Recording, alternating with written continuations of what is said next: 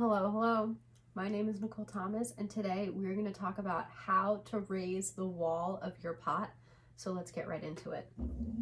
First thing I'm going to do is take my yellow potter sponge, load it up with a little bit of water, and a little pro tip: if you take the sponge and hold it against your pointer finger and gently push, the water will run down your finger and you can direct where you want that water to go on your piece. So one more time, you can see that I want my water to touch the lip or rim of my pot because I'm getting ready to raise the wall of my pot. So that's how I'm applying water. If that's too much, you can just give it a little squeeze, just like that. And then you're gonna wanna think about pinching in a little bit at the bottom and pulling up with a nice, smooth, even pressure. So let's put that all together. I'm coming with this sponge in my outside hand, and I'm trying to pinch under some of the weight in the bottom of this piece. And I'm mimicking that movement on the inside. My fingers are at the same place on the inside and the outside of this pot. I'm just very gently pinching and pulling up on this piece.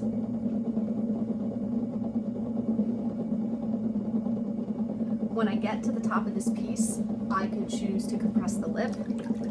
I would just take the side of my pointer finger and gently compress down on this lip, using my opposite hand just like this on either side, adding a little water, and then coming in and compressing down just a little bit. Now, if you are just getting started with pottery, this doesn't have to be your ultimate goal, but folks that are a little bit more professional generally get the height of their piece from the first 3 pulls. So let's go in for the second pull and try to really make it count. Once again, I'm pinching in under some of the weight in the bottom of this piece. My pointer and middle finger are meeting my fingers on the inside of this piece, and I am flexing my abs and my biceps just a little bit as I do a smooth, even pull straight up all the way to the top. You can see that worked out pretty well, and we're going to come back in for that third and final pull. So once again, I add a little bit of water to my piece. Personally, I tend to throw really wet.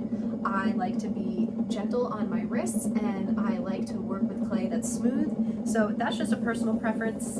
You might choose to use a little bit less water, and if you do, that's totally okay. So for a third and final time, I am pinching in just a little bit and pulling smoothly and evenly all the way up to the top. Throwing a cylinder is one of the first shapes you should aim to create when working on the wheel. So after you get your clay centered, throwing a cylinder just like this is the second thing that you're going to want to master. If you stopped by today, thanks so much for being here. My name is Nicole Thomas, and this is a pottery tip by Classic Clayworks.